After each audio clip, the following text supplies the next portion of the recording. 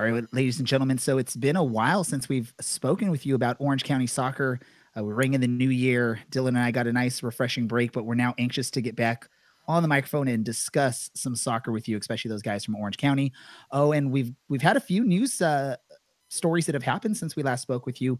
One of them involves an announcement that was made earlier today with the coaching staff. This is the Orange and Black Soccer Cast. We are underway in the postseason, the first playoff game ever played in Orange County. It's a 1-2, Godoy.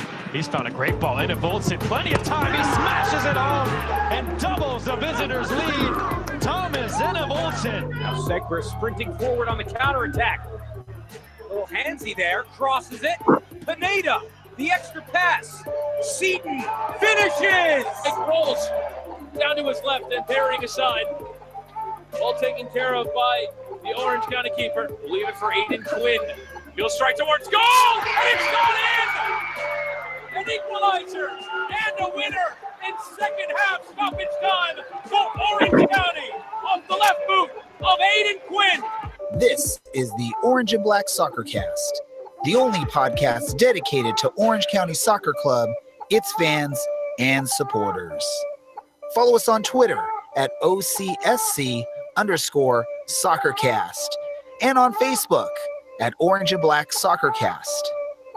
How's it going, Orange County? Welcome to another episode, the first episode of 2019 of the Orange and Black Soccer Cast. I am your host, Ray Samora, and I'm with you each and every episode as we talk all things Orange County Soccer Club. Joining me as he does each and every episode, we've got Dylan from County Line Coalition. Dylan, welcome to 2019. How are you doing? I'm doing good. I'm glad to be back. It's been long enough now to where I earlier couldn't remember what I was doing, and still feel like I don't remember what I'm doing on a podcast. So we'll find out what happens moving forward. Well, it's nice, and I'm sure if you feel like I feel, it's nice to get back in the swing of things. I think both you and I were getting anxious, waiting for the podcast to resume in the new calendar year. So I'm glad we're able to do this. And we're going to kick things off with a bang for this episode. For the first one of 2019, we've brought on a guest. He's been on our show a few times in the past, and we always love to have him on here and some great news to speak with him. And I'm talking, of course, of Richard Chaplow. Richard, welcome back to the Orange and Black Soccer Cast. Ray, Dylan, how are we doing? Pleasure to be back. Oh, we're doing amazing. And I know last time we spoke with you, it was regarding your retirement. You had just announced the retirement. We brought you on. We had a great conversation with you. And Orange County fans are going to get a chance to see more of you, it sounds, because the club announced today that you have signed on as an assistant coach with the team. So first off, congratulations on that and welcome back. Thank you very much. Let our listeners and the fans of Orange County just give us an idea of how this all came about. Because I think when we last spoke with you, you had mentioned sort of the process of getting licensed for coaching in the U.S. And it seemed maybe at that time that it was maybe something in the near to distant future, but not something so quickly. How did this opportunity come to you and so in such a quick fashion? Well, obviously, I announced my retirement with quite a little bit of time left in the season, as I felt it was the right time to do so, and obviously allowed myself and to sort of prepare for that. And after the end of the season, I suppose after the club were maybe aware of that a little bit earlier than expected, they've obviously got together after the news and sort of discussed ways that I could potentially stay around with the club. And at the end of the season, they approached me and asked if I would be assistant to Braden, which I was obviously very grateful for the opportunity. And I wouldn't say surprised is the word, but I obviously backed myself and my abilities, but it was, it was a pleasant surprise, and I was more than obviously willing to accept that offer. It didn't take me very long to decide that it was the right thing for me to do, and obviously extremely happy to be given that opportunity, and it's perfect really for where I want to go and what I want to do in my coaching career. So I know, like, you got this opportunity. I think, people that maybe follow you on social media or follow some of your teammates in social media, we saw that, you had some time to over the holidays to, spend with friends and family, and whatnot. Is it, did it come to a shock to you to get this opportunity so soon? Or is it something that, I think you said, like, you guys, you worked with the club, and you've been with the club for a while now. So what, were you surprised when this opportunity came? I wouldn't say surprised. I think I was maybe a little bit. I was happy that I was offered the assistant role. I wasn't too sure what the future was going to hold for me in respect to with the club. I was always hopeful that I'd be staying around in some capacity. Let's put it that way. Obviously unsure of in what role. But I've been coaching for quite a while now. Really, I'm sort of 3 or 4 years into coaching in respect to I've been doing it as on the side while I've been playing. It's something I've always enjoyed doing, and working with the local youngsters in California since my arrival with all these surf. So I'm not fresh off the finishing and never coached before. I've still done many hours in that respect, and naturally I have many more to go until I'm the finished article.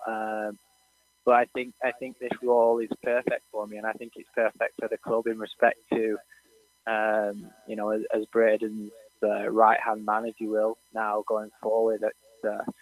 I look forward to being able to support him, help him, hopefully make the right decisions at the right times, and as well learn from himself and from Peter Nugent, obviously the technical head of recruitment at Orange County. And there's lots of positives on both sides. I obviously have a very good playing career and background, and I've been very fortunate and lucky to work under top coaches such as Maurizio Pochettino, obviously the Spurs manager at the minute, the Tottenham manager in my time at Southampton, and also under other managers and coaches such as Mick McCarthy, who's the current men's national team manager for Ireland. So, playing under people like that, I took a lot and learnt a lot, and obviously seen a lot, and I'll be looking to take them experiences and hopefully put some of that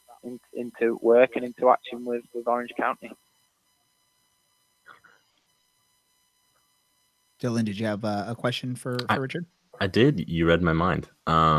Richard, do you see yourself as, I know you mentioned, you just mentioned Mick McCarthy and Mauricio Pochettino. Which of the two do you see yourself more like? Probably somewhere actually in between. Mick McCarthy is a very, what we call in the game, a very old school sort of manager, been around a long time, has great values and morals, all about hard work and dedication and structure and routine. And then you obviously have Maurizio, who's absolutely crushing it right now in the Premier League, very much leading the way of young managers. And, his attention to detail was something that was quite frightening. And I think ultimately to aspire to be anywhere near them guys or anywhere in the same ballpark is probably only something that I could dream of. I'm not saying that I'm going to be anywhere near like them guys that's had a career like that, but what I am saying is that obviously I've witnessed firsthand the approach that they take and the results that they can get from them approaches, and I'll be looking to try and bring some of that knowledge and experience from what I've taken from them, and see if we can put that to work with the Orange County team, and see if ultimately the same processes work here. So, ending last season, the team came just short of reaching the USL Cup final.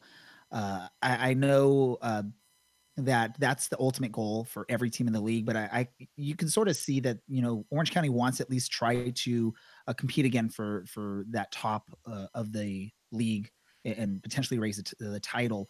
What do you see, or what are your thoughts going into the season? I know we don't have a full roster yet. I know we still have like some tryouts coming out, and I'm sure there's still a few more players that we're going to be looking at signing. But just sort of with what with the way the roster is built, the players that that are there, what are your just sort of expectations, or your first thoughts on this team, at least the way they are now, and what we should expect or what we can see from them this season? I think first and foremost, obviously last year was a major success. Braden and Jerry and everyone involved in the coaching staff, Franz, the technical director, they all delivered in a massive way, as well as the team, the boys on the pitch. So it's going to be extremely, tough to follow that. Really, ultimately, it's a tough game. It's a tough business. Everyone's improving. Everyone is wanting to get better. The league's getting bigger and better. There's more financial backing coming in. So, we're really up against it in every way, and we'll be definitely looking to build on that season without doubt. Where building takes us, we will only know, I suppose, once we get going and come up against the other USL teams. The one thing we do have in the USL is a lot of movement in the off-season between clubs and players, and something that not common in the European market, as people are locked into longer contracts and whatnot. And again, the USL alone is starting to mirror that sort of them sort of situations where people are now starting getting multi-year contracts rather than 12 months. So I think what we will have this year is a little bit more consistency with what we've brought back already with the roster. You like with Christian Dukes and Michael Seaton, Aidan Quinn obviously being a big signing for the club after his such a great season last year and his contribution. So we'll have a lot of familiar faces around the place, which is great. It means that the philosophy isn't needed to be coached from the beginning again. We have a lot of boys on board that know the jobs, know the roles, know what Braden expects from them. And ultimately, like I said, we'll be looking to bring an exciting brand of football again to Orange County and just basically see where that takes us. But I think to sit here today and try and make predictions is really difficult. Totally get that. I get, and I love how you mentioned it is, I just think some of the consistency, like you said, USL, there's a lot of player movement. You've been with Orange County now for a few years, so you've experienced that firsthand, especially with this team. And, the fact that you got quite, not a lot, but a good handful of players that are returning from a quality team last season.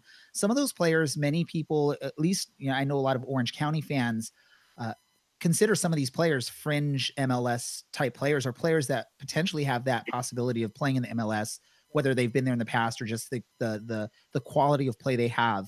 So I love that you say that. And I totally agree with you, is I think that consistency and those quality players that they are bringing back, if we can mesh those well together with some of the other newcomers that come in, I'm excited for the season. I'm sure Dylan's excited for this. And sounds like you're excited for this upcoming season as well.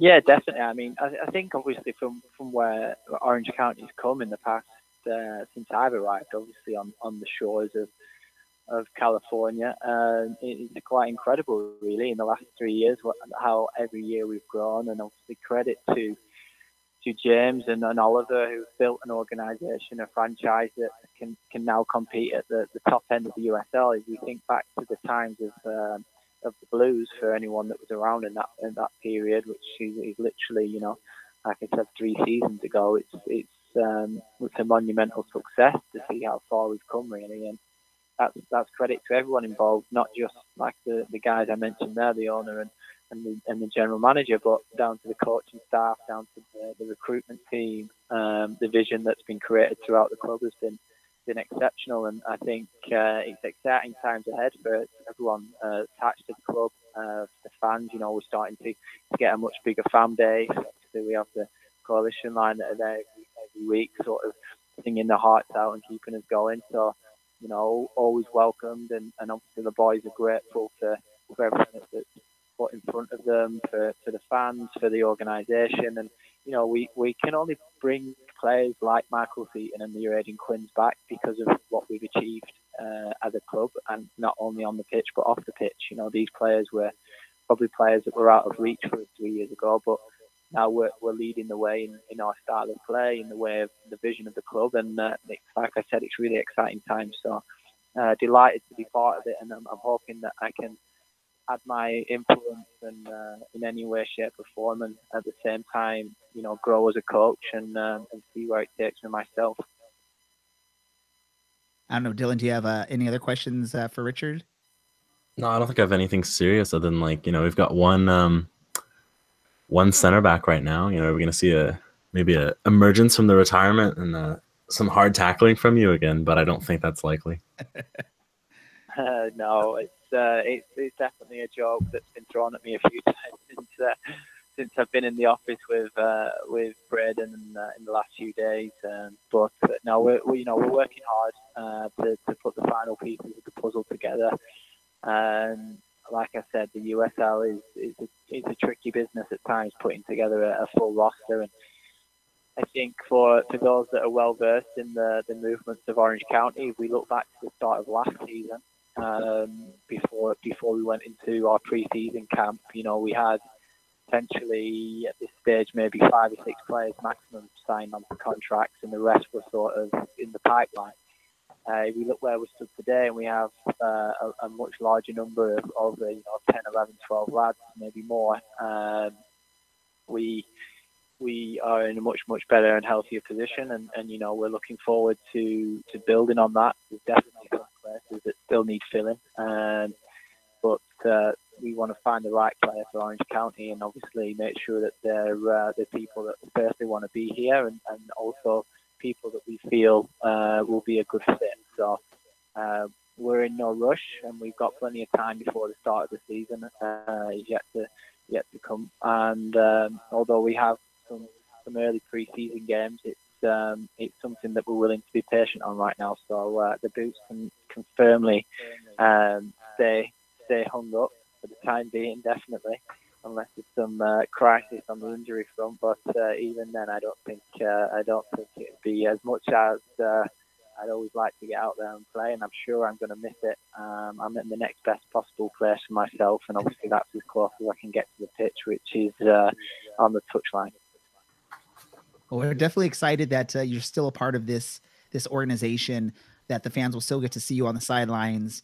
And we're hoping that, the club continues to take these strides and build this better organization with more consistency that can help pull in more fans. I know it's a difficult task in Orange County to pull in those fans, but even in the short time that I've been following the club, you can see that fan loyalty in that group has grown a little bit. So we're excited to have you back. One last question. It's going to be a fun one before we let you head off for the evening. Our last episode of 2018, we had Charlie Austin, the new midfielder for the club, on, and one of our fans asked, what his favorite vegetable was. So I'm going to go and put that question to you, Richard. Do you have a favorite vegetable? Favorite vegetable? That's a very what can we start with saying? It's a very strange question. Yes, let's definitely start there. I've been asked before. I suppose I'm a fan of a carrot.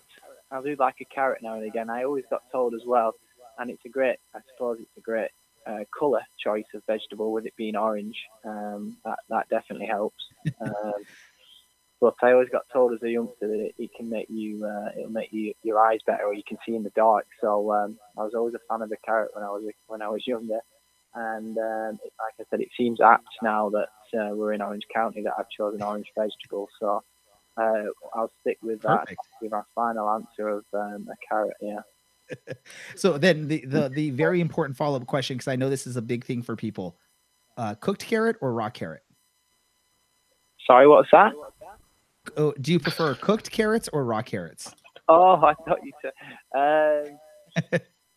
I love a raw carrot, and the reason for it is that you can, if you nibble away at the outside, you can get to the little trunk bit, and got like, there's a little branch almost in the middle of it that runs through the carrot. I used to, like I said, I used to love nibbling away at the carrot and trying to just sort of nibble around the edge to get to the middle section, and then I would eat that separately. So there's a strange fact from me, and hopefully something that doesn't follow me around, and there's not too many people hopefully listening to this that can start throwing carrots at me if we don't do too well on the pitch. Hopefully we won't have to worry about that, because we're going to have another successful season out there in the pitch, and that won't become an issue. But I appreciate you taking it. I'm sure we will. I appreciate you taking the opportunity to answer a fun question to end this. I want to again congratulate you on the new position, the next stage of your career. We're glad that it's going to be. We're glad that it's going to be part of Orange County, and that you're still around. And we wish you the best of luck, in the rest of the off season and heading into the new season in a couple months here. So very much look forward to it, and I'm sure we'll touch base and speak again soon in the season. So I look forward to that. And like I said, until next time, take care, and thanks for having me. Perfect. No problem. Thank you once again, Richard. Once again, ladies and gentlemen, that's Richard Chaplow, the new assistant coach for Orange County Soccer Club. He joined the club. It was announced just earlier today that he is going to be right there on the sidelines for the matches for the club that you all love to follow and love to cheer for. So I want to once again thank him for joining us. He's been a great guest every time we've had him. And every time we have him on, or any of our guests, we get to learn just a little, interesting fact about them. So I will say this, I agree with the raw carrots. That's what I prefer. Especially when you can get like a good dip, like some ranch or hummus or something like that on there. Dylan, are you a raw carrot or a cooked carrot person? I'm a raw carrot for sure. The texture. Yeah. You know what I'm sad about is that I didn't get to ask if he was going to make Charlie Adams sing "The Day We Caught the Train" by Ocean Color Scene. No, sing the Justin Bieber song. Yeah. No, I was hoping it's gonna be Ocean Color Scene. Maybe we can get one of the two of them. We get a duet sometime. That'd be nice. Yeah, maybe we can finally convince someone to sing on this podcast. Yeah, it's not gonna be me. So, but I do know this guy. He can rap really well. He's really great about rapping. I can't even say the title of the song actually, but you can find it on Instagram, on our Instagram. So if you would like to listen to, then you can find it on the. Dude, I know someone that loves to rap about boats and mermaids. So yeah. This is total inside jokes. Unless you follow us on social media, especially Instagram, you have no idea what we're talking about. If you want to find out what we're talking about, go check out our Instagram. You can come with us to karaoke. karaoke. The history there you go. Yeah, we'll have to do maybe next time what we're talking about here is Dylan and I, my wife Dylan. Who was it that came with us, Dylan? One of your friends, right?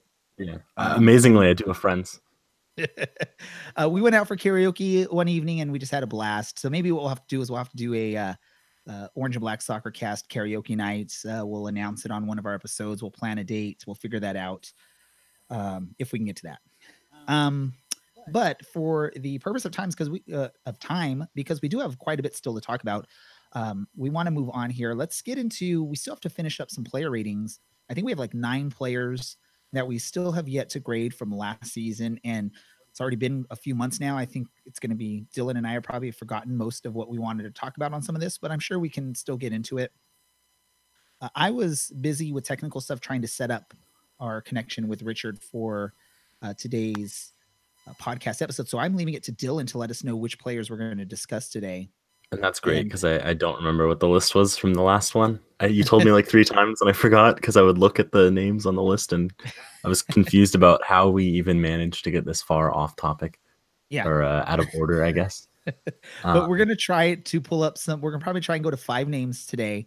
Hopefully Dylan got names that we have not already discussed. Discussed. Oh, right. I figured this issue out. Who was the last one we discussed, Ray? I believe it was Joe Amico. So this week, we're going to get to talk about Mats Bierman, Michael Seaton, Alex Cronali, and Christian Duke, which will leave us with 3 next week of probably the 3 biggest impacts for the team. The big mystery, if anyone can figure that out. I'm sure they can figure it out. 2 thumbs up. Yeah, I'm sure they can. So which name are we going to start off with? I'll let you pick. We're going to start off with Mats Bierman. We're just going to keep going up how we've been doing it. All right. And I apologize again. I was dealing with technical issues trying to get my phone set up so we could have the interview. I don't have any stats in front of me. I don't know if Dylan was able to get any stats in front of him. If not, we'll just wing it and we'll just talk about what we remember from what we watched this season. Well, Ray, what do you remember? You could have 32 memories of Mats Bierman. Great. I probably won't remember any of them.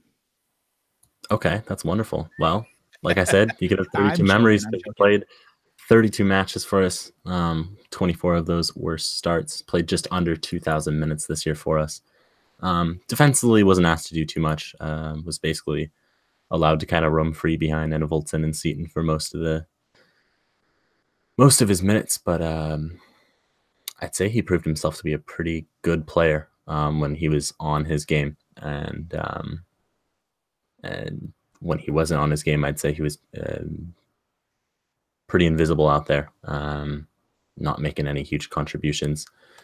And to a point, I guess the stats kind of reflect that. Just 4 goals, but I don't think he was really brought on to be a huge leading member of the team, but he went out there. I mean, most weeks and put in a shift and did relatively well, especially coming what for probably most of us was going to be considered a pretty unknown season, coming back from St. Louis, getting to come home and graduating from college and all that fun stuff. But seemed like he fit in well with the team. And like I said, when he was on and did well. Well, and one of the interesting, because you said he made 32 appearances. We had a pretty stacked midfield on this team. So the fact that he was able to make 32 appearances with some strong competition out there is a testament to just, what he probably did in the training sessions. And yeah, he did have some shining moments out there on the pitch. He also, there were some games where he sort of disappeared out there, where you just didn't quite, you didn't really recognize if he's out on the pitch or not, unless you're really looking for him. But I would have to probably agree with you. He pretty solid season for someone coming in that there wasn't really these big expectations, I think, from him. I look at him more as he was brought in for, some depth in the midfield, and he definitely did pretty good out there, though, with the opportunities that he had. And I'm glad he was able to come out and graduate from UCI and have a pretty good season with us. Yeah, I would say basically the only big mistake I can ever remember him making was not being able to convert a really clear-cut chance one-on-one against Bersano in the playoff match against Reno. But to his defense, Anna Voltson also failed to convert. So, and we ended up winning that match anyway. So, that was not ideal. And you could tell that he was rightfully disappointed. But the rest of the season, he just kind of put his head down and got to work. And that was evident. Stats aren't USL leading or team leading or anything, but they definitely reflect that he worked really hard during matches. Grade? Do you have or should I go first? I don't know. Do you want to go first? You can go first. I gotta go get some more coffee. Ooh, someone's like having a hard time staying up, I guess. It was a pretty solid season. Nothing super spectacular. So I have to go with a B+. I believe would be a sufficient grade for him. B, his last name starts with a B, so B works out. Great reasoning. Yeah, like you were talking about. That's excellent. It is. It's the greatest reasoning in the world. The missed opportunity in the playoffs didn't hurt us, so there's nothing really to look on there. Nothing spectacular. He doesn't fall into that upper tier like the shining stars of the team, but he also doesn't fall into some of those categories of some of the players that you wonder what happened or the what if seasons or whatever, because he was out there and performing for the team. So yeah, I think he performed well enough, and performed enough to where even if he doesn't end up back here in Orange County, I think he will have played enough to hopefully find another USL club. He's clearly good enough to play at this level. If we talk about expectations and comparing them to actual performances, I think at least a B is pretty fair with him. He came into, like you said, a really stacked midfield, and getting game time that regularly with the likes of Aiden Quinn and Christian Duke, and then with the late season emergence of Chaplow again, I would say that was a really well done job from him. So yeah, I gotta go. I'm gonna give him B as well, but just for a little bit better of a reason than his last name starts with B, because I'm really curious to see if you're gonna give like Christian Duke a D, because that's what it starts with. Because I'd wager that he probably deserves a lot better than a D. Yeah, we'll see. The suspense is killing all of our listeners. Jeez, such not narcissism. Yeah, maybe. Do you think you could do a better job? We haven't gotten to the We'll D's get there. yet. Okay. We'll get there. Do you know who's next? Do you remember? If we're going in the order you mentioned them, then it has to be your favorite player. It is. Of the it's my season. favorite. So you're gonna start. Oh, so I get to start. Is that how that works? So Michael Seaton. What's to say about Michael Seaton other than it was pretty much a tale of two seasons for him. First half of the season, it was nothing to get too excited about, I guess. Maybe a couple shining moments here and there. But the second half of the season for Michael Seaton was just an amazing season, or second half of the season, or amazing points, Period. parts, or period. Yes, there you go. Run of form. Whatever you'd like. Hey, this is our first episode back after like a month away. I know I always mess up what I say anyways, but we needed some preseason podcasts. It's because I am drinking a Juice It Up instead of another liquid that I might normally have out here. So that could have something to do with it. Who knows?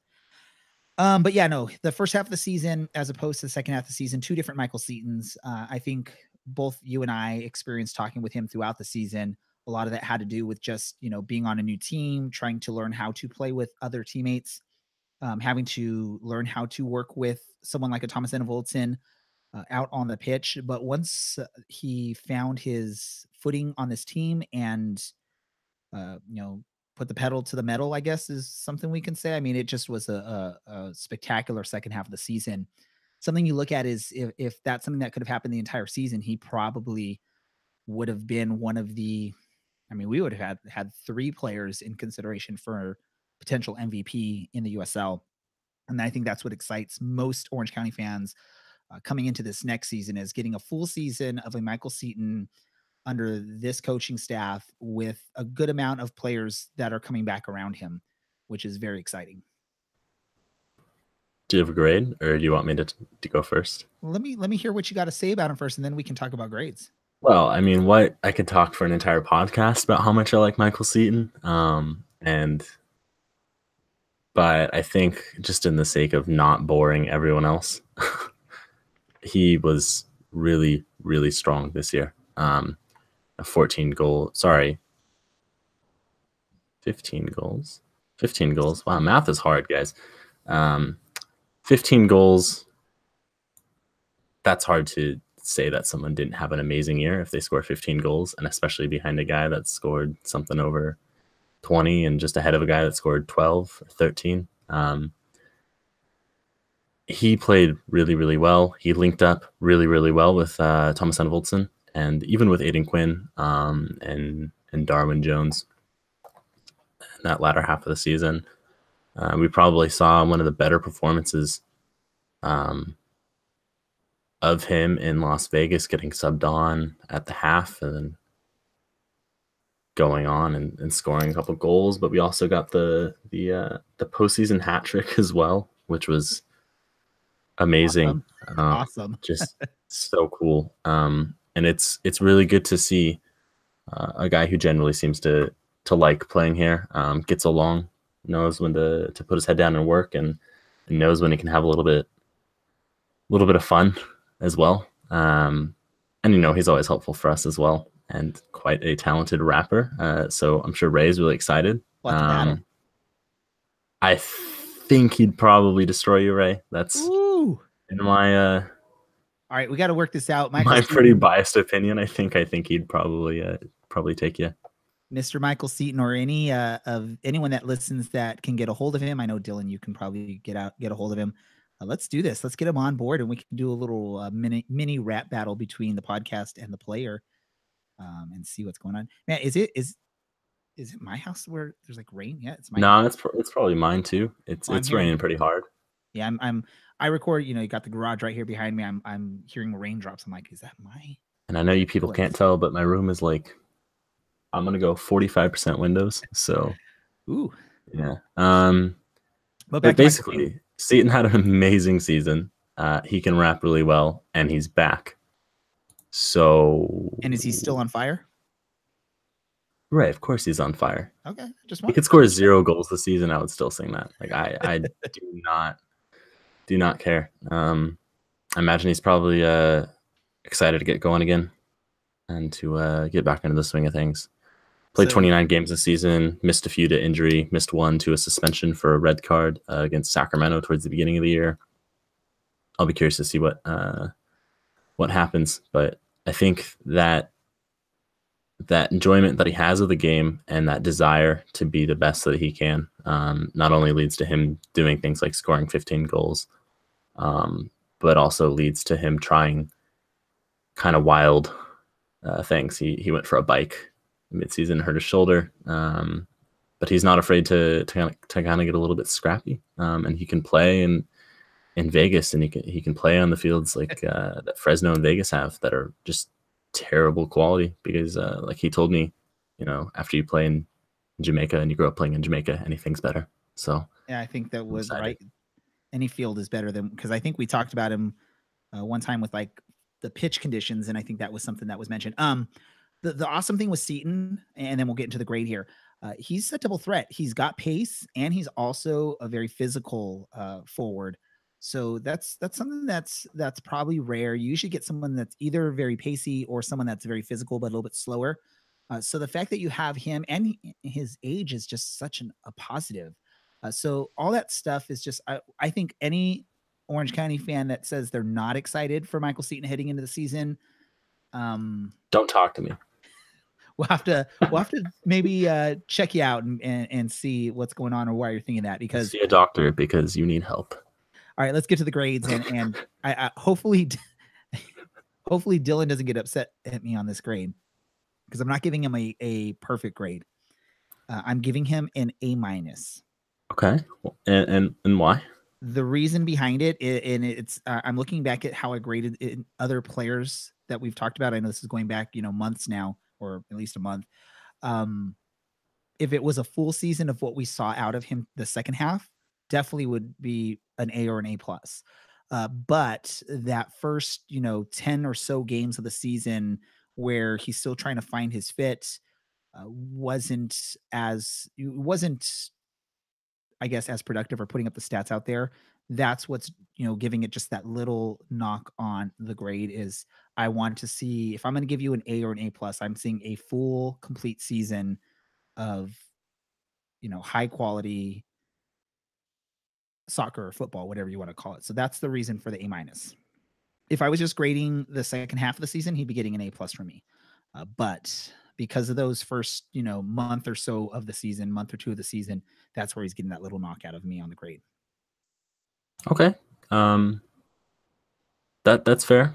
I'll give you that. I think I have to give him an A, in complete honesty.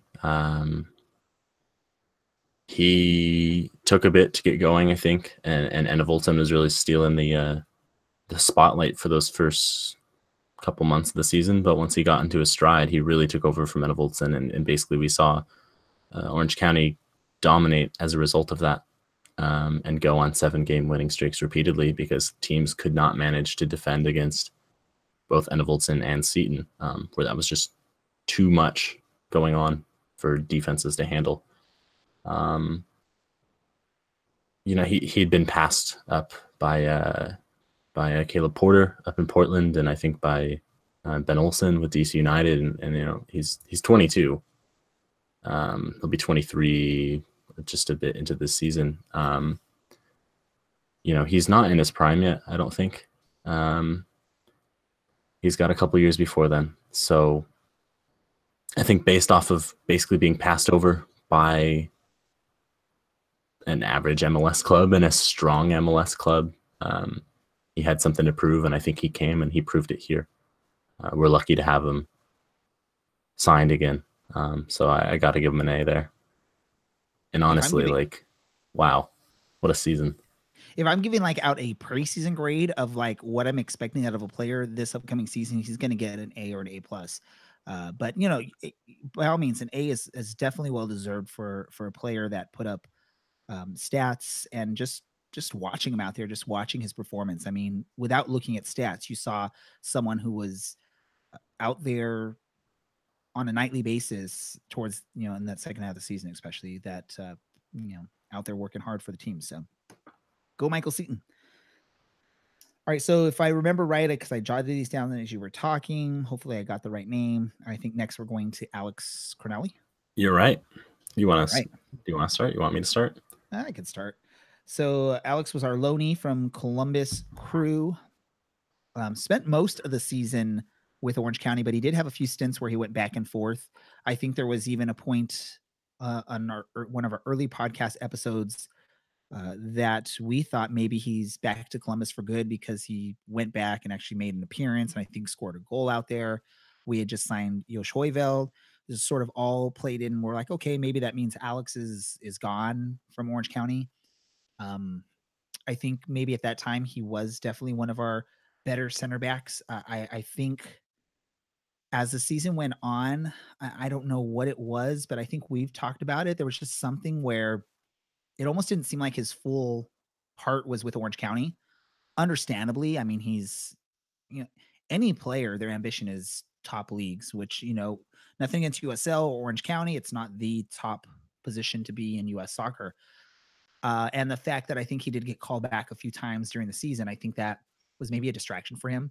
And towards the end of the season, I think the earlier part of the season, this is sort of a mirror of what we had with Michael Seaton, where early on he was struggling a little bit, but then he caught on fire and you know, had an amazing run in the second half. I think Alex Cornelli, his better part of the season was early on, and as the season wore on, whatever it was, there was just some more struggles out there from him, including I think in the playoffs. I don't know what your thoughts are, Dylan, on Alex.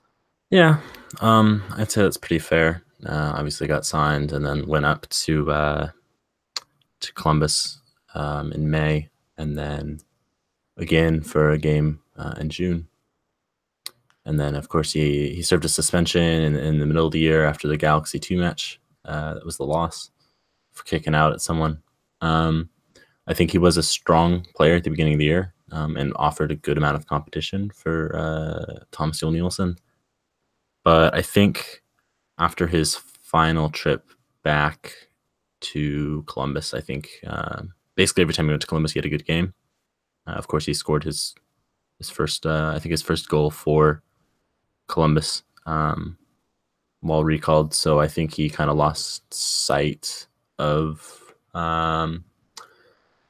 what his job was at Orange County and what he needed to do at Orange County. And maybe caring, I guess, about Orange County. But basically, when you've got a guy that has a tear in his knee as the only other option for that style of defender, you're going to go with a guy that's fit because the other guy can't play. So I understand why he kept playing, but it was infuriating towards the end of the season, especially after he got back in August. I think there weren't amazing performances from him, especially towards the end. And of course, that match against Phoenix, just there wasn't a lot done there when it came to doing his defensive job. And I know you had some choice words in the stands, and I had some choice words in the stands, and I think a few other people had some choice words in the stands. But that's kind of the issue you have when you've got a lone player, especially when they get recalled and they do well at their parent club. it's possible that they'll lose sight. And when they're a quality player like Cronulla is, you especially have to worry about that. So it's hard to give him a grade because the thing that's most recent in my mind is that game against Phoenix and multiple mistakes. But there was a good section of the year where he was our better defender as Yosh was getting settled into playing again and playing in the USL. And of course, Thomas Yule Nielsen was hurt. And for whatever reason, Walker Hume never played. So, yeah.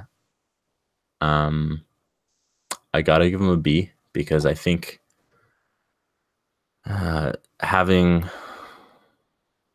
that big drop off towards the end of the year, whatever it was, takes away from what was an impressive season, and just leaves me with a really, really bad taste in my mouth, basically, about how his season went. Yeah, I have to agree with you on the B. There were some matches where he was a standout on defense, but then again, there were matches where you're struggling. And I think, him, Josh Hoyveld, there was a few times with some of our center backs where there was these maybe frustrating performances for a match. So definitely hoping that changes this upcoming season. We have a little bit more consistency and stability back there. But yeah, you can't give him too bad of a grade because he did have some standout performances. But yeah, the distractions or the struggles, especially towards later in the season, is what's keeping him from getting anything higher than a B for me. So I'll agree with you there. Yeah, I imagine he'll probably have a really good time in Columbus because I think he's probably ready for that level. And yeah, if that's where his focus is going to be, then he'll definitely be able to keep churning out those performances. So, it sucks we got burned a little bit there, but it's the nature of having players on loan. They are cheap because you don't pay the wages, but you run the risk of them getting recalled. So is that how it works? You don't pay the wages on a loan player? I thought it was you pay part of the wages or something. I don't know, but however that works, awesome. Let's move on just because time constraints. Okay. So remember, you wrote it down. So Christian Duke. This will be our last one for this episode. Christian Duke, midfielder.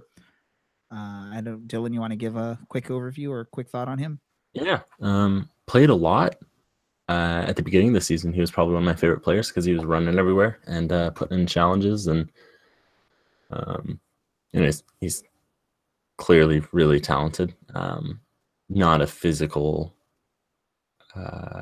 threat aerially or anything, but is willing to track back and play hard. And he's by far not the biggest guy in the pitch, but he doesn't shy away from any challenge. There were multiple times where he was probably our best defender on certain plays.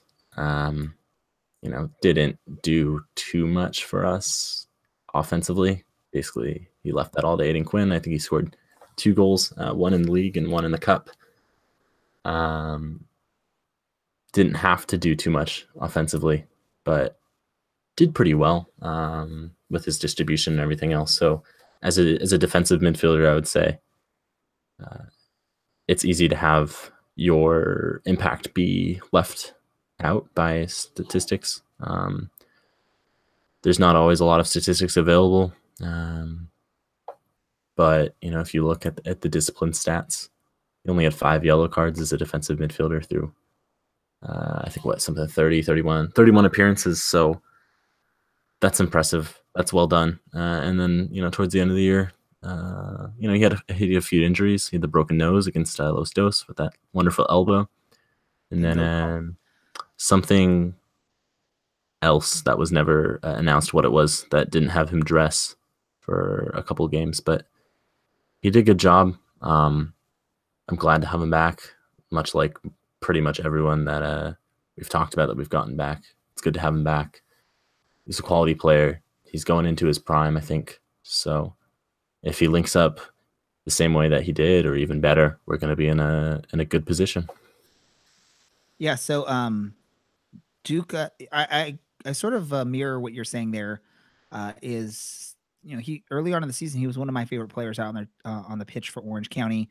My youngest son, that was the player that he was drawn to. I don't know if it was just watching him play, or because he's number 20 and his favorite player for Tottenham Hotspur is number 20 Dele No one cares. Alli.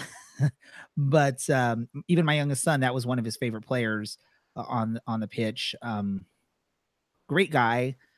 In the interactions that I had with him throughout the season, one of my favorite memories was taking my youth soccer team out to one of the matches early on in the season, and the club had just done those trading card Twitter pictures or whatever. I actually had printed some of those out on some cardstock, handed them out to all my players, and said, "Hey, at the end of the match, the players usually come over by Counterline Coalition. If you guys want to go hang out over in that area, and if he comes by, maybe you can get him to sign it." And I didn't notice at the time when he came by. It was already too late. I wasn't ready for it.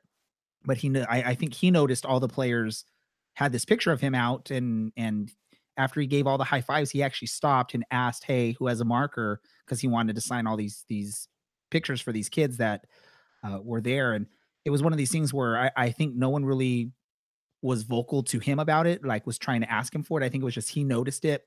And stopped and took the time and signed each and every one of those pictures for the boys on my soccer team. So that was definitely something that, when you see that, I get it.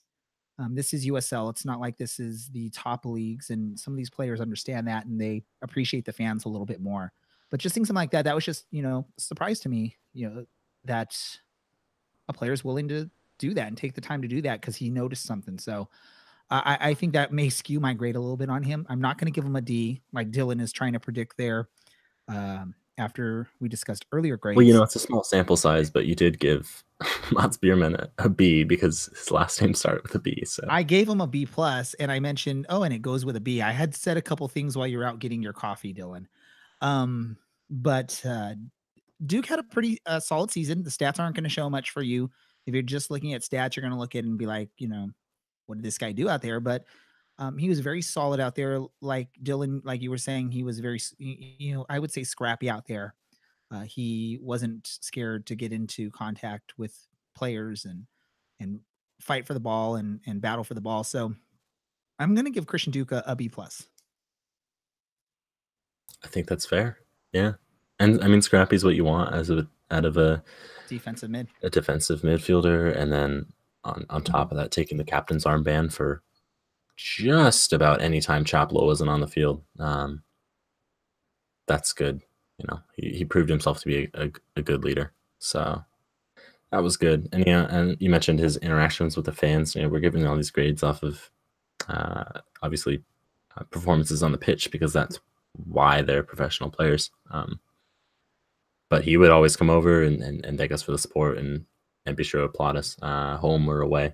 He was one of the first ones every time, and dragging other guys over to make sure that the fans knew they were heard. So yeah, no, that's always nice, and that's important. Awesome. At least I like to think that some of the stuff I say has some impact on the players. At least the more positive stuff I say, at least. And it seems like it did, and it seems like he appreciated it, as did the rest of the team. So I'm glad to have him back. Did I give him a grade yet?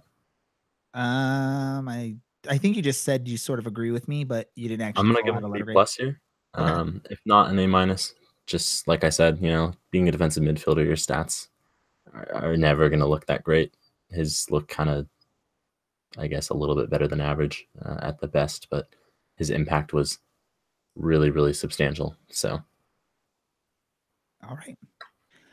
So we're going to hold off on any more grades. We'll do our final grades on our next episode. For those of you that have been listening to us and know everyone we've talked about, then you'll have a good idea of who's left. Even if you haven't, we've sort of been progressing to the higher level players, so you can even sort of figure that out too. You could just sort by minutes played and figure out the last three, or just listen back to the old ones. There you go. Or if you have a good memory, unlike me, you could just know. So let's do this and let's move on. We got some news to talk about. One of the big things that was announced during our break away from the podcast was a returning player that I think I will say it shocked me when I heard it, and I would assume it shocked Dylan based on the conversations we had when we were giving his grade, we both were looking at it as he's probably going to be in the MLS next season, not based on just what we were thinking or saying, but even articles, on major, websites were talking about this guy is basically auditioning for MLS this last season, and he's proving to be a great player. Of course, I'm talking about Kevin Alston. Oof. Yeah. It is really the first one back, everyone. You know what it was is I had my webpage. I was clicking through my Google Chrome browser, and the page I was on when I started to say the name was Richard Chaplow's tab, because I was just looking at stuff on him during the time we were talking with him earlier. So Kevin Alston returning to the club. I will say I was shocked. Dylan, were you shocked to hear that? Yeah. Really thought he was going to get a shot with an MLS team. There are MLS teams that are definitely missing out. I think it's the only team I can think of, because I don't really follow the MLS too closely. The Revs don't have a right back at all. So literally anyone, I mean, I could probably do the job, but passing up on Kevin Alston seems a little silly. We're really lucky to have him back, I think. He played really, really well last year. He came in late. He only played 23 times, but his impact was huge, and he fits really well into the system. And he's only 30 right now. Yeah. Just like Michael Seaton. It might be the same birthday, actually, but he'll turn 31 a couple months into the season, and if last season is anything to go by, he's not slowing down at all. So, Well, and a big shock with him re-signing with Orange County is how quickly or how early on that was done, because some of these fringe players, they typically will wait to exhaust all of their MLS options and make sure that there are no teams wanting to come sign before they then look at, okay, where am I going to sign? Am I going to sign USL, overseas, or not? So the fact that that signing came at the time that it did was probably the biggest shock for me. Again, I didn't expect to see him back in Orange County. Am I excited about it? Heck yes. I think he was probably the most important part of our defense towards the tail end of the season and in the playoffs. He was the, I guess, quiet weapon in the defensive end. And it's going to be great to have a full season. When you look at him and you look at other players that we've already discussed, it's just some of these players that we picked up mid-season or players that just got off to late starts. So we're talking about Michael Seaton's, Kevin Alston, Darwin Jones. You got some names here of players that were very productive for this team in the playoff run, and it's just exciting. So excited to see him back along with some of these other names, and probably the biggest shock of roster moves so far was him. I'm excited. I'm excited. I'm nervous because we've got we probably all have, as fans, have big expectations of the season, and that's a little nerve-wracking just because of the nature of the USL. But we're bringing back really good players, so that's what leads me to be excited too. I mean, now Joe Amico is gonna find himself all over the pitch, I think, because he can play as a right back or a left back, or even kind of as a right winger too. So he'll be. I think a few times this season he did do that. Yeah, it's going to be interesting to see. I'm sure it'll get managed well, and if nothing else, 30-something games of Kevin Alston should do us pretty well. I think his contribution as a leadership standpoint maybe gets maybe let down a little bit, because you've got loud big guys and guys like Alex Crognali and Josh Heuveldt. But this guy's an all-star from MLS and maybe Smash Mouth too. But yeah, he might be quiet, or a little bit quieter than those two, but I think he still has a big impact. And I'm sure guys like Joe Amico and also Ansa Kantor are gonna probably everyone really is gonna be learning from him there. Next topic of news, the club, I know they started announcing it or advertising it towards the end of last season in the playoffs, and on their website it's been there, but they have opened up signups for their Pro Experience membership. I believe it's just under $50. It's like $49.99 or 95 or whatever the cents are on that. But it gives you a 12-month membership that is going to provide education, training, and unprecedented access to Orange County Soccer Club players and coaching staff. This is from their press release. I know before we went on air tonight, Dylan and I were both sort of discussing that this is pretty interesting. I think the fact that it comes with uh, tickets, I think like 7 tickets as part of this membership.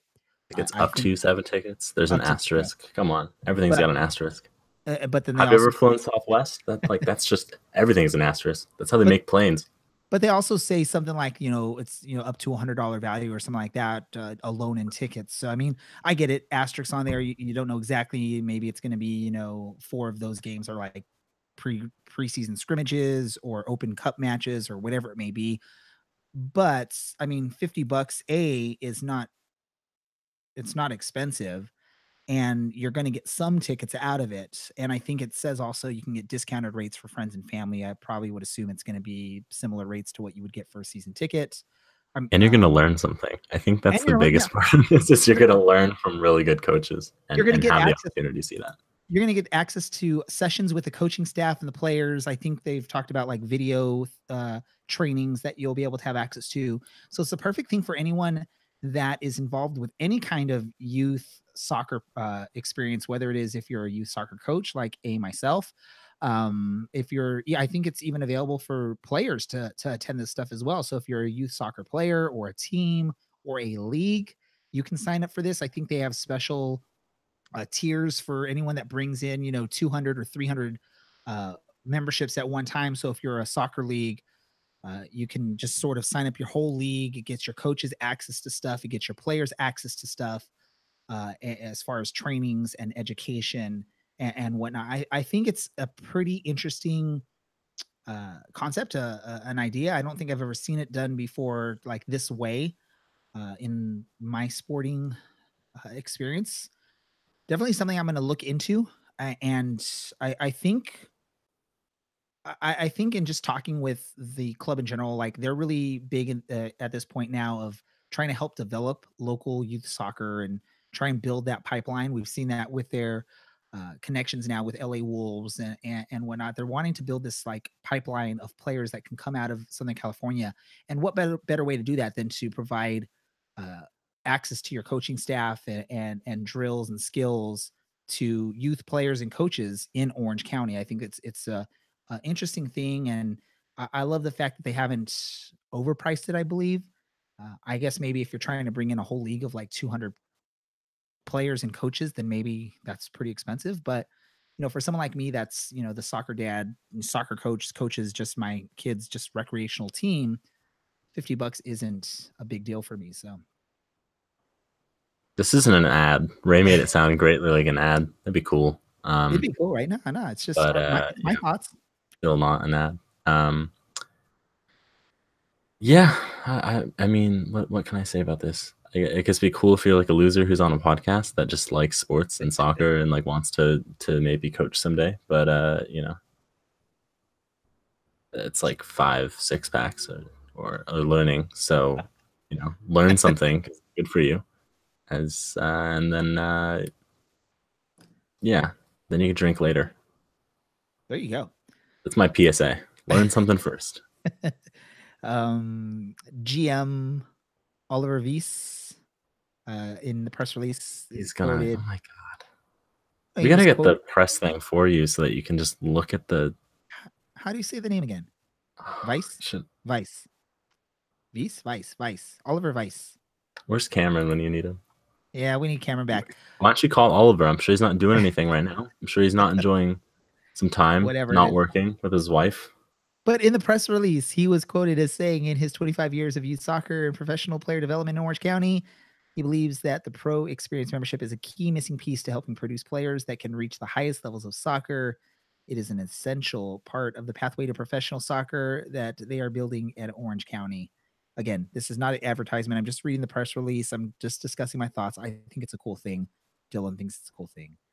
I might maybe do you it. I mean, I've got a lot of free time this semester. So we'll see if I have $50 laying around or not. Yeah, take those classes, and then you can come out and help coach my kids' soccer team, and we can do something, create something. I don't know. Moving on. Roster is still needing to be filled out for Orange County. One of the ways that they potentially can do that is by finding local talent that is just sort of these hidden gems no one else has found. That means there is open tryouts that are, well, I don't This weekend. This weekend There are there's a 3 fee that days. you have to pay to try out. Basically, I believe there's a fee you pay for it, but I think it's their just way of trying to weed out the non-serious players. But yeah, this weekend at the Great Park in Irvine, the club will be holding tryouts to try and fill out some of the roster spots.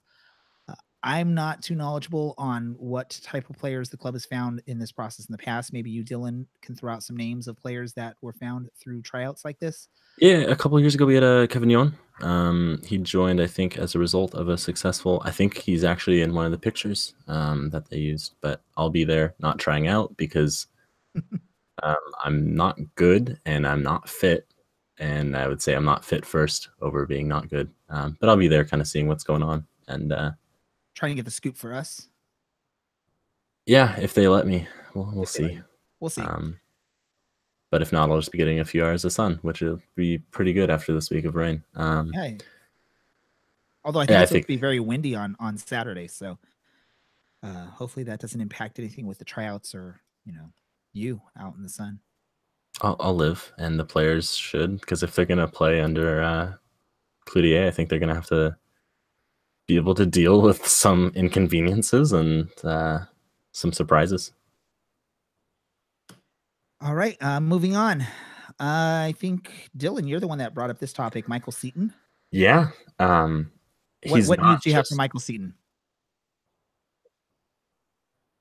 Well, I mean, he's not just a wonderful goal scorer and a great athlete. He's also do I want to say part-time rapper? I'll go with part-time, maybe full-time. I don't know how much time he's spending right now. Rapping versus holding his dog in the snow or out in Maryland, right?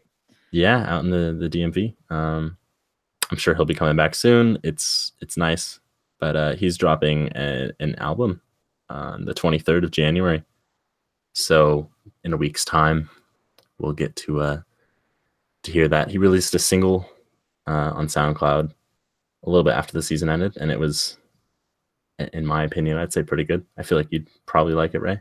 I'll have to check out. We still have to work out this rap battle that I think, and Dylan, you can be the referee, although I think that would be unfair. But why? Just because I know a homer for both of you. Going into it, you're going to pick Michael Seton, obviously.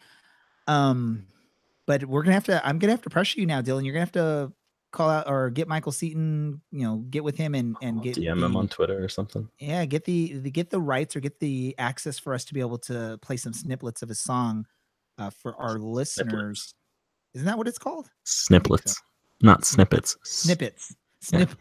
Anyway, five songs. Intro to Mama's Favorite, Z's, Protein, and Invited to Smoke. Apparently on iTunes, Tidal, and Spotify, according to his hashtagging. So I'll try and get into some contact with him at a more appropriate hour than 12:40 in the morning and see what we can get.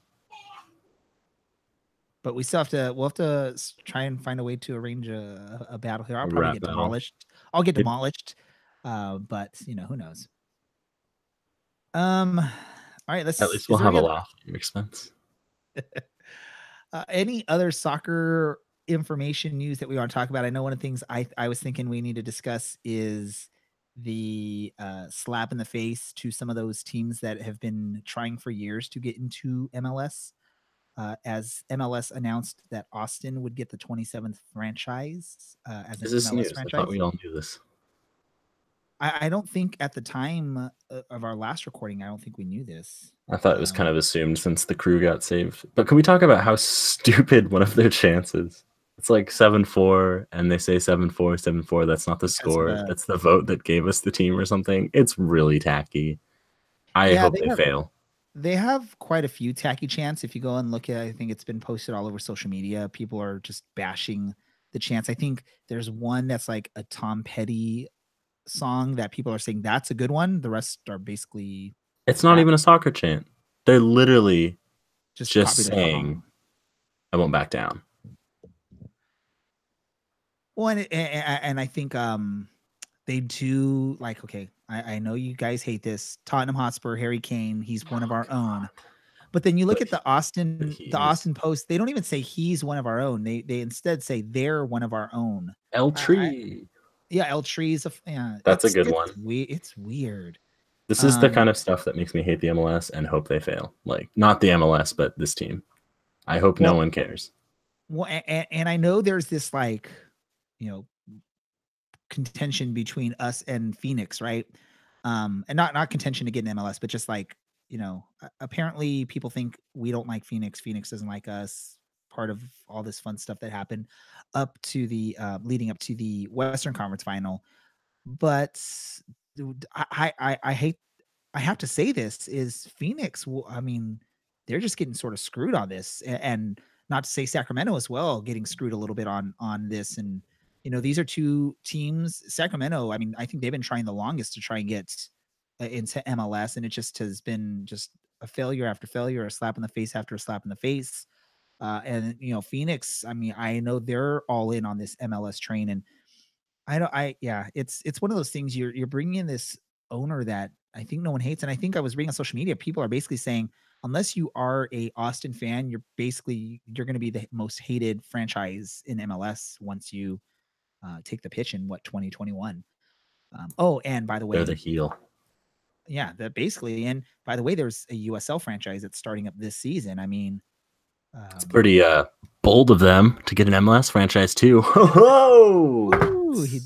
He's here every week, folks. All right, I'll retire. I'm sorry, everyone. That was terrible. It's one of those things. I mean, was it Precourt is his name, right? He's going to be like the Donald Sterling of soccer, pretty much. Who? Donald Sterling. I'm just kidding. I know who he is. Yeah.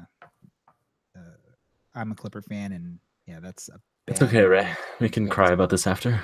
Can have an adult beverage and just. Pretty ridiculous that I know. I think everyone just sort of knew it was going to happen, but I think it's just ridiculous that you're taking this guy that was going to basically just force a move of a team that the city still, like, the fans still wanted him in the city. It wasn't like no one was supporting the team, and still give him a franchise after all is said and done. And putting it in Texas, where there's already two other teams that can't fill their stadiums. You got a USL team starting in the same city, when there's been other cities like a Phoenix, like a Sacramento, and there's a few other deserving cities that really want. Their heart isn't in USL. Their heart is, they want to be MLS teams, and it just sort of sucks to see that. But it is what it is. Welcome to US soccer. It's a disaster. Woohoo! Everyone in charge is not great. But that's fine, right? Any other soccer stuff you can think of that's worth talking about on here? Yeah, it's just a couple more weeks until the preseason starts. So start prepping your vocal cords now. With I'll come up with I'll tweet it. Maybe I'll put it on the podcast website too, with a nice vocal warm up, or you can do some workouts of just screaming aimlessly for about 20 minutes for the first week, and then a long day on a Saturday for about 40, and then you build up. I don't want anyone to get hurt this season while they're screaming their lungs out with me. Just the little things. But soccer's almost back, guys. I've missed it so much. I have not known what to do with my life for the last month. And now we have something. So, well, we're just a few weeks away from Vissel Kobe, with a roster full of great players or stars, but I don't know if any of them will actually play. And a guy who likes to wear black, or I guess his friends like to wear black. That was just, oh man, what a tweet. You lost me. Andres Iniesta posted a photo Oh. for the King's Day or something. I don't know. There's some Spanish Catholic traditional holiday, and there were 3 people wearing blackface, and it was just so funny that he didn't delete it, and everyone was basically calling out for it, including some of his former black teammates. I won't even get into it, but it was hilarious. So that'll be something. But yeah, there's soccer coming soon. It's a potential opportunity for fans to see some pretty well-known names in a very intimate stadium. We're gonna see a lot of Barcelona fans. I'm just saying. That's I'm pretty certain we'll see. Yeah, that's a given. Now, will you get to actually see them on the pitch playing a match, or are they just going to be there in person? Are they even going to show up? That's still unknown, but that's an opportunity there. So get your tickets for that if you're interested in heading out to that. I think, is there anything else, or is it time to wrap this thing up? I think it's time to wrap it up, but I could sit here and talk to you guys all night. Sorry I didn't have a poetry reading podcast where I just did my best NPR voice and read you nice poems. We just got to mute you on that. Why would you do that? That was beautiful. I don't know. Let's do this. We're going to try something new here, and Dylan has no idea that this is happening. Something new for 2019. We're going to still do our random thought, but before we get to that, something you learned today, Dylan. Anything from our discussion, our guest, anything we talked about? What's something you learned? Ooh, that's Or should I go first? You should go first, I think. I got to kind of recap my day in my mind. And yes, folks, I'm totally stealing this from Dan Patrick and the Dan Patrick Show, but I'm not stealing it because I'm not going to go. I'm just putting us in a bad situation there, huh? But I'm just saying what we learned today. I learned that Richard Chaplow likes to eat raw carrots and sort of nibble down to that middle part where there's that little hollow opening in there. Tends to enjoy that. So that's just a fun thing that I learned today. I know I didn't give you enough time to think of some, Dylan. So no, that's fine. You know what I did learn today was that Frank Lampard is a penalty master, because I watched the entirety of the Southampton Derby County match, and then also that the Leeds manager, Bielsa is his name? Bielska? I don't know. That he is quite the manager with quite the devotion to the game and to the players. So that was pretty cool to watch unfold. I learned things. Random thought to end our podcast, Dylan. What you got? You guys should all go read wow, you're just nodding already. I haven't even said what it is. Well, I know you're wanting them to read. It's a poem this time. It's 21 lines, probably 18 actually. No, I lied. It's 19 lines. Do Not Go Gentle Into That Good Night by Dylan Thomas. Spelled the same way as me. I wish I was named after him or had half that much talent, but it's a wonderful poem. And maybe next time you start talking, I'll just start talking over you in my NPR voice. Do not go gentle into that good night. Old age should burn and rave at the close of day. Rage against the dying of the light. Yeah. I'm about to do that. I can go on here and I can boot you from this hangout chat thing. So maybe this will just end each other. You wouldn't be able to get back in. Random thought for me. I'm sure everyone thinks I'm going to talk about Tottenham and Harry Kane getting injured and how sad that is, but I'm not going to, even though I just did. My random thought over the break when I wasn't talking with you, Dylan. I missed you. Caught on to a show and binge watched. I think it was 2 full seasons, and now it's the 3rd season. It's a show called The Good Place. Pretty interesting, fun show. To you, man. Yeah, it's Holy awesome. Fork. I love it. Yeah, see, Portals. For those you don't get the references, go check out that show. It's pretty interesting, pretty fun, neat concept, and a bunch of good characters and good people in it. I'm just waiting for the day that I can get a Janet's virtual assistant, and that becomes a reality or something. I'm sure it'll happen someday. I probably won't be around though. So with that said, you're my Rickety Ray. All right. Yes. That's like my play on Donkey Doug. You're my Donkey Doug. Hey, can someone tell me a nice wild animal that starts with R right now? I can't think of any. I don't know. Come on, Ray. You got this. Rabbit. Rabbit Rhino? Ray? Rhino? Rhino Ray? Rhinoceros. Yeah. Well, rhinoceros. hey, you guys, here's something for you. Here's some homework. Besides reading Do Not Go Gentle Into That Good Night by Dylan Thomas. Oh, man. You are also going to let us know what Ray's nickname should be with a wild animal that starts with an R, because there has to be some alliteration. Everyone enjoy your weeks. I'll stop talking now. I'm interested to see what some of these suggestions will be. Okay. Raccoon Ray. There we go. Thank you. Get like a little black eye patch on my eye. Yeah. Check out the show. Don't listen to Dylan and his poetry. Watch TV. It's much better for you. Wow. Much healthier for you. You have to have a disclaimer. That's actually not true. Who knows? There's no proof. But yeah, no, it's time to end this because we're just getting going crazy now. I think we just missed talking to you guys, talking to each other, talking about soccer and other random stuff. But we do got to end this because of time constraints. We've gone way past what I was expecting to go. But I want to thank one more time assistant coach of Orange County Soccer Club, Richard Chaplow, for coming on and spending some time with us to discuss his new role with the team and his expectations for the coming season. As always, Dylan, it's great talking with you, spending some time with you, sharing our thoughts each and every time. For you listeners that have been loyal listeners that continue to listen, even though sometimes we talk about the most random things, thank you for doing so. We appreciate it. For those of you that are listening to us for the first time ever, feel free to check out some of our older episodes. You can go on our website. You can also find us on the interwebs, I guess you can call it, right? Is that what you call it? Is that what they're called nowadays? I don't know.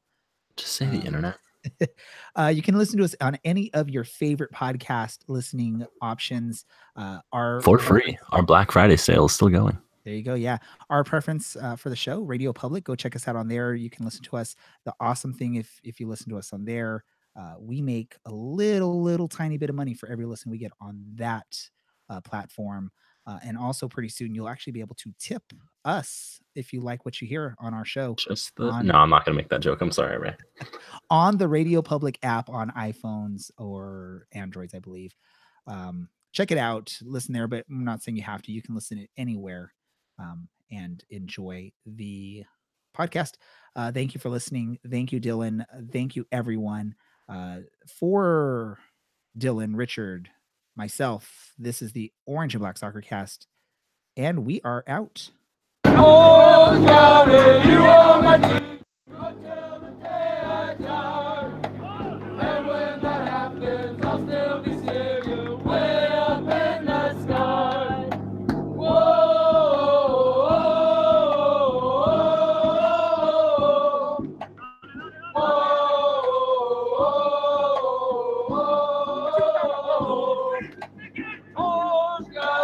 You are my team until the day I die. And when that happens, I'll still be singing way up in the sky.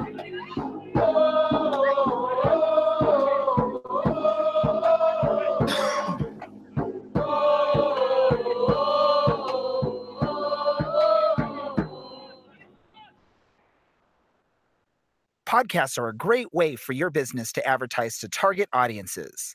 And the Orange and Black Soccer Cast is looking for advertisers like you. If you're interested in advertising your business on our podcast, please email us at info@orangeandblacksoccercast.com. The Orange and Black Soccer Cast has joined forces with many other soccer podcasts, many of them focusing on the USL. We're now part of the Beautiful Game Network, bgn.fm.